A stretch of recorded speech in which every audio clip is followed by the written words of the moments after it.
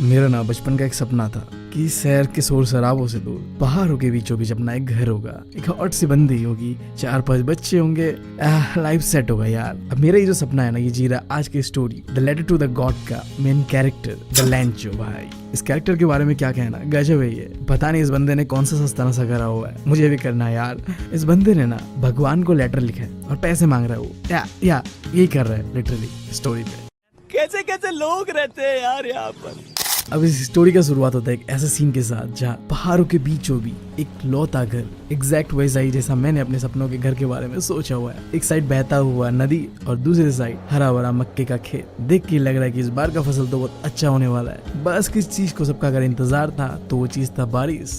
खैर बारिश से याद आया मुझे, मानसून का महीना चल रहा है, चारों ओर बारिश ही बारिश है। और ऐसे बारिश वाले माहौल पे क्या चाहिए होता है, चाय और पकोड़ा। नहीं सही में तुम अगर मुझसे पूछो, बारिश के मौसम पे मुझे कुछ करने को दिल नहीं करता, बस कहीं बैठा रहो, चाय पकोड़ा और साथ में कोई हो जिसके साथ रोमांटिक गाने सुन सकूं। खैर ये तो सपना ही रह जाएगा मेरा। जैसे मैंने तुम्हें बताया कि इस साल मक्के का खेती जो था लैंचो का, वो अच्छा होने वाला था। बस एक चीज का इंतजार था, वो था बारिश। अब यहाँ पे क्या होता है, लैंचो सुबह से उठता है और कुछ भी काम नहीं करके बस आसमान को तके जा रहा था। तुम समझ जाओ क्यों, वो इस उम्मीद पे लगा हुआ था कि बारिश आएगा और जो है सोने पे सुहागा कर देगा फसल का। वाकई अपनी बीवी को कहता भी ये बात की बस हमें कोई चीज का जरूरत है तो थोड़ा बारिश। और ये सुन के उसकी बीवी भी आगे से कहती है, हाँ भगवान चाहे तो जरूर होगा। नहीं सही बात है, भगवान चाहे तो क्या कुछ नहीं हो सकता है ना। खैर सीन शिफ्ट होता है जहाँ दिखाया जाता है कि अब लैंचो के बच्चों के बारे में थोड़ा बहुत, जहाँ जो घर के बड़े बच्चे थे वो खेत पे काम कर रहा है और जो घर के छोटे बच्चे थे वो घर के आसपास ही मस्ती कर रहा है। और इसी बीच लैंचो का पत्नी यानी उन बच्चों का मॉम उन्हें खाने को बुला लेती है। अब देखो ऐसा अक्सर होता है कि हम जो सोचते हैं ना वो हमारे साथ हो जाता है। अब लैंचो सोच ही रहा होता है खाते खाते की बस थोड़ी देर में बारिश आ ही जाएगा शायद, और देखो सोचते सोचते बारिश आ ही गया और हमारे लैंचो भाई से रहा नहीं गया। वो खाने के प्लेट को छोड़ते हुए बाहर निकलता है और बारिश की बूंदों को अपने बदन पे फील करने लगता है। एक बड़ा सा क्लाउड माउंटेन की शेप का उसके ओर आ रहा होता है। बाहर में जो हवा चल रही थी ना वो मीठी थी, खुशबूदार थी, फ्रेश थी। ये सब देख के लैंचो अपने फैमिली से कहने लगता है कि देखो ये जो बारिश की बूंदे है ना, ये बस बारिश की बूंदे नहीं है, ये यार कॉइन्स है, यानी कि तुम कह लो सिक्के है, पैसे है। जो मोटे मोटे बारिश की बूंदे है ना वो 10 सेंट है और जो छोटे छोटे बारिश की बूंदे है ना वो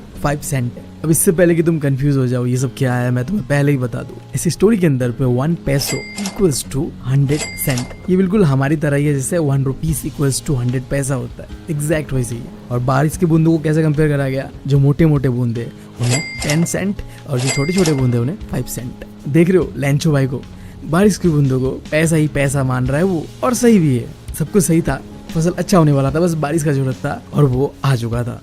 अब कहते हैं यार जब तुम्हारा गांड फटने वाला होता है ना तो तुम्हें ऊपर वाला भी नहीं बचा सकता। और या तो हमारे भाई के साथ ऊपर वाला ही कुछ गलत करने वाला था। वो बारिश की उम्मीद पे बैठा हुआ था कि बारिश आएगा, फसल अच्छा होगा। बारिश तो आता है पर बारिश के साथ आता है बहुत जोर का हवा, और वो हवा साथ में लाता है हेलस्टॉर्म। जिन्हें समझ नहीं आ रहा ये हेलस्टोन क्या है, तुम समझ लो क्रिस्टलाइज जो आसमान से गिर रहा था। इसको हिंदी में बोलो तो ओले गिर रहे थे ऊपर से, और ये हेलस्टोन इतना ज्यादा गिर रहा था कि पूरा फसल बर्बाद होने वाला था। और इस हेलस्टोन को हमारा भाई डिस्क्राइब कर रहा था सिल्वर कॉइन से। ये सिल्वर कॉइन्स जो आसमान से टपक रहे पूरे की पूरे फसल को बर्बाद करने वाला था। लैंचो अपने मन मन में ये सोच रहा था, भाई साहब बहुत गलत हो रहा है, अगर ऐसा ही होता रहा तो पूरा फसल मेरा हो जाएगा बर्बाद। और वो उम्मीद कर रहा था कि शायद बहुत जल्दी ये हेलस्टोन जो भी गिर रहा है वो खत्म हो जाए, बंद हो जाए।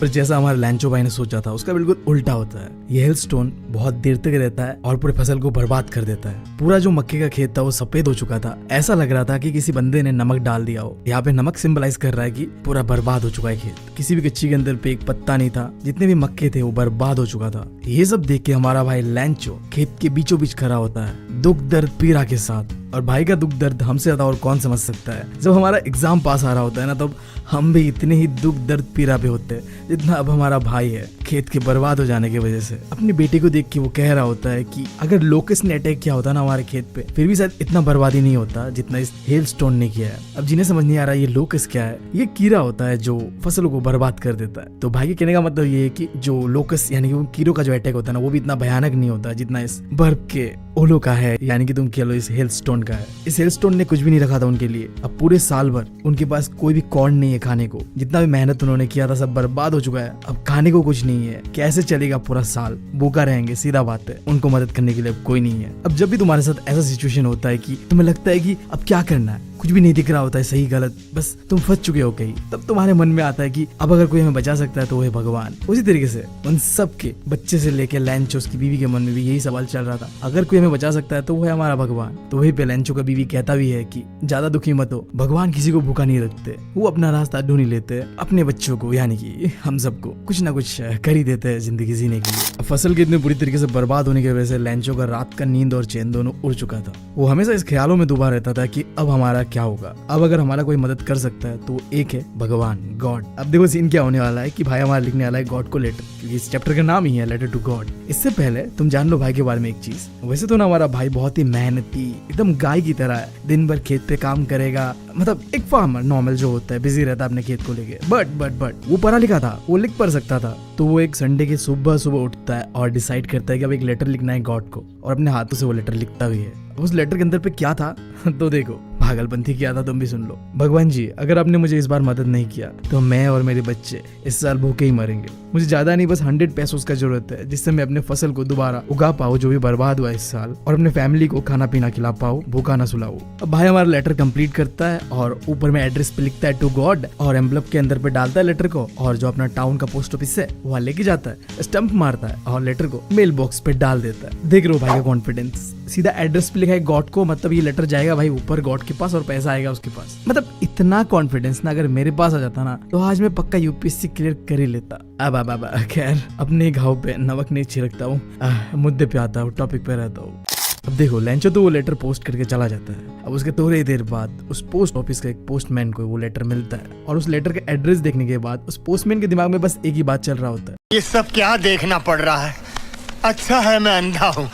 नहीं सही में यार, तुम मुझे बताओ, मतलब वो बंदे को मरना पड़ेगा तब जाके वो लेटर ऊपर लेके जाएगा गॉड जी के पास की देखिए भैया किसी ने आपके नाम का लेटर लिखा है। अब एड्रेस, मतलब तुम क्या ही एड्रेस दोगे, मतलब भगवान कुमार, भगवान सिंह, भगवान शर्मा कुछ तो लिखो, मतलब डायरेक्ट भगवान, तो भगवान के लिए तो ऊपर ही जाना पड़ेगा, है ना। खैर जैसे मेरा फकडब है माइंड, उसी तरीके से उस पोस्टमैन का भी माइंड फकडब होता है, और वो लेटर लेके जाके अपने बॉस के पास जाता है, यानी कि पोस्ट मास्टर के पास जाता है। अब जो बात रहा पोस्ट मास्टर का, ये भी इंपॉर्टेंट कैरेक्टर है इस स्टोरी के अंदर पे। थोड़ा सा कैरेक्टर इंट्रोडक्शन मोटा है, ये थोड़ा फ्रेंडली है, काइंड हार्टेड है, जो कि स्टोरी पे तुम्हें देखने में मिलेगा। पहले तो लेटर को देख के कि एड्रेस, वाह, मतलब हंसी नहीं छूट रही थी उसकी, मतलब क्या है यार, किसी को भी हंसी आएगा, तो दोनों ही मिलके हंसते हैं। थोड़ी देर हंसने के बाद पोस्ट मास्टर रियलाइज करता है कि ये क्या है, मतलब क्या है ये, क्या। वो अंदर ही अंदर से ये सोच रहा होता है कि इस बंदे को भगवान के ऊपर कितना भरोसा है, काश उसे भी इतना ही भरोसा होता भगवान के ऊपर। और साथ साथ में मैं भी यही सोचता हूँ, मतलब शायद मुझे भी होता है इतना भरोसा, बट हम दोनों को ही नहीं है। तो उसने सोचा कि इस भरोसे को बरकरार रखना चाहिए, जो लेटर लिखा है लैंचो ने उसका जवाब देना चाहिए, ताकि मतलब भरोसा ना टूट जाए कि क्या हुआ, भगवान को लेटर लिखा था, भगवान ने तो रिप्लाई नहीं दिया। तो वो खोलता है लेटर को, और जब वो खोल के देखता है ना तो वो थोड़ा दिक्कत पे पड़ जाता है, क्योंकि लेटर के अंदर पे उसे पता चलता है कि लैंचो को एक दिक्कत है जिसके लिए उसे पैसे की जरूरत है। अब पोस्ट मास्टर को समझ आता है कि बस कुछ चंद बातों से नहीं होने वाला, मुझे मदद करना पड़ेगा उसका, लिटरली पैसे से मदद। तो वो सीधा डिसाइड करता है कि चलो यार कंट्रीब्यूशन करते हैं, वैसे ही जैसे हम पार्टी पे जाने से पहले काउंटर करते हैं ना यार, अपना अपना हिस्सा निकालो,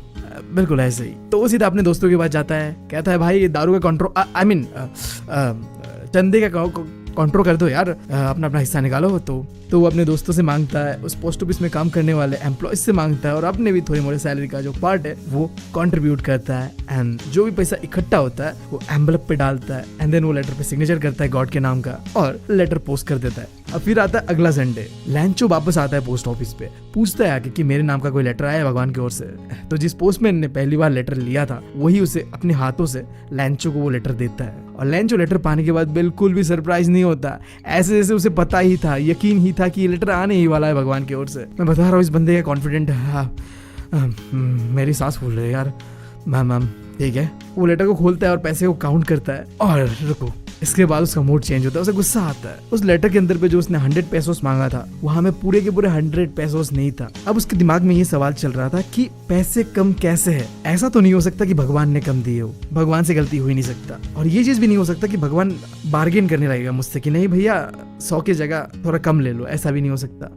तो वो तुरंत जाता है उस पोस्ट ऑफिस के विंडो पे और जाके पेन पेपर मांगता है। एक पब्लिक टेबल था पास पे, वहीं पे बैठता है और दोबारा वो लेटर लिखता है, बहुत ही गुस्सा वाला फेस के साथ। पता नहीं क्या लिखा हुआ उसने, थोड़ी देर में पता चलेगा। एंड देन वो उस लेटर को मेल बॉक्स पे डाल देके चला जाता है। अब जैसे ही लेंचो जाता है, वो लेटर पोस्ट मास्टर के पास लाया जाता है। पोस्ट मास्टर काफी एक्साइटेड था कि देखना है उसे कि क्या है इस लेटर पे, जो उसने मदद किया है पहली बार किसी का इतनी अच्छी तरीके से। ढेर सारा थैंक यू तो एटलीस्ट होगा ही होगा है ना। हाँ, थैंक यू ही होना चाहिए। मतलब आदमी गुस्से वाला शक्ल में क्या ही लिखेगा, थैंक यू लिखेगा आई गेस। देखते हैं क्या लिखा था। हाँ, तो वो खोलता है लेटर और देखता है कि लेंचो भाई हमारा लिखता है कि गॉड, मैंने जो आपसे पैसा मांगा था ना, उसमें से बस मुझे मिला है 70 पेसोस, और बाकी का जो पैसों है ना वो आप मुझे भेज दीजिए, मुझे उसका बहुत जरूरी है।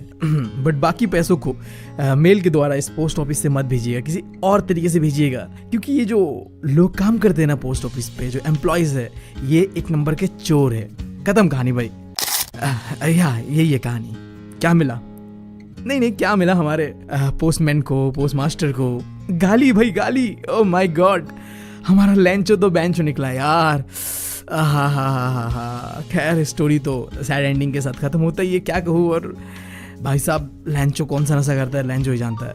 अब इसके बाद कुछ इंपॉर्टेंट वर्ड्स जो इस चैप्टर से तुम्हें जान लेना चाहिए। पहला है क्रेस्ट, पहाड़ का जो एकदम ऊपर वाला हिस्सा होता है ना, टॉप, उसे कहते हैं। एंड देन पेजेंट्स, फार्मर, आसान है। लोकस्ट, वो कीड़ा जो फसलों को खा देता है। हेलस्टोन, मैंने बताया कि आसमान से गिरते हुए कुछ बर्फ के गोले, जैसे कि बारिश की बूंदे हो, ऐसा लगता है जब वो गिर रहा होता है। अगर सर पे गिर गया तो फुट भी सकता है तुम्हारा, जो कि इस स्टोरी पे देखने मिलता है जब हमारे लेंचो भाई का फसल बर्बाद कर देता है ये हेलस्टोन। इसके बाद कॉन्सेंस, यानी कि अंतर आत्मा की आवाज। हमें लगता है ना कभी कभी कि ये चीज गलत है, सही है, मन की आवाज यार, वही है। पैसो एक करेंसी है जो कि मोस्टली लैटिन अमेरिकन कंट्रीज में यूज किया जाता है। ड्रिजल, जब हल्का हल्का बारिश हो रहा होता है उसे कहते हैं। कंटेनमेंट, संतुष्टि, सेटिस्फैक्शन, समझ रहे हो, जैसे होता है ना यार अपने क्रश को देखने के बाद कंटेनमेंट, यार संतुष्टि की भावना, वही है। उसके बाद एमिएबल, फ्रेंडली होना, बहुत ही मतलब प्यारा, हम्बल, ठीक है। जैसे हमारा वो पोस्ट मास्टर था, अनजान आदमी था, क्या जरूरत था उसे मदद करने का, बट उसने किया, इसके बदले उसे गाली पड़ा, वो अलग बात है। आखिर में क्रूग, वही चोर, जैसे गाली दिया लेंचो ने पोस्ट मास्टर और पूरे एम्प्लॉय जितने भी थे उन्हें।